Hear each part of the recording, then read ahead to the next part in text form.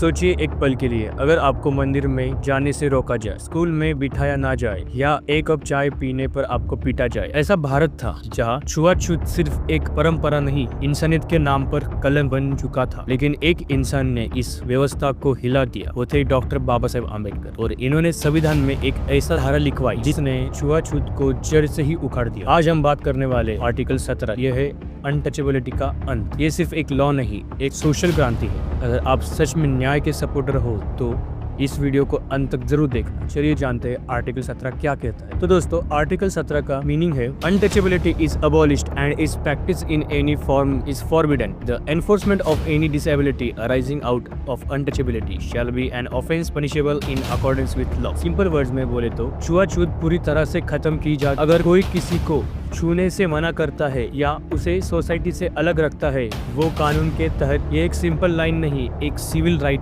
Revolution है, इतिहास का अंधेरा।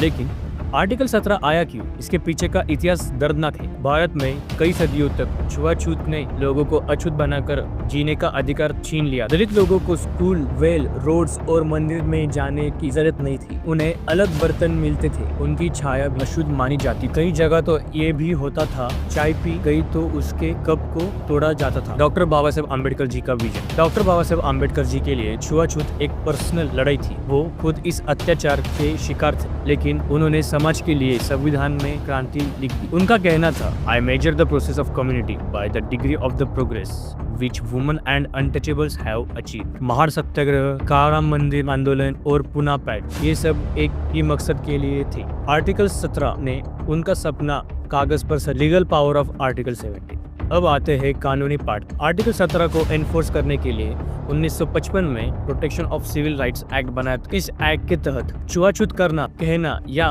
प्रमोट करना क्रिमिनल ऑफेंस, लिए फाइन, जेल या दोनों हो सकता है। इस लॉ को स्ट्रिक्टली इंप्लीमेंट करने की जिम्मेदारी लेती है। आज भी अगर आप किसी को टच करने से मना करते हो कास्ट के बेसिस पर, तो समझो आप क्राइम कर रहे हो। तो आज के भारत में अब सवाल ये उठता है, क्या आज भारत में छुआछूत सच में खत्म हो गया? सैड रियलिटी है, डिस्क्रिमिनेशन आज भी कई जगह जिंदा है, कभी स्कूल्स में, कभी पंचायत में और कभी घरों के अंदर। लेकिन हमारी ड्यूटी है आर्टिकल 17 को सिर्फ पेपर पर नहीं, ग्राउंड पर। डॉक्टर बाबा साहेब आम्बेडकर ने एक बार कहा था, you can not build anything on foundation of caste, you have to get rid of the caste system.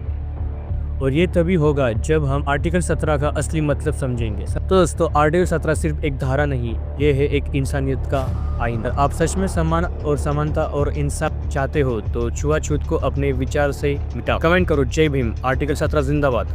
Next video में मिलते हैं आर्टिकल 18 के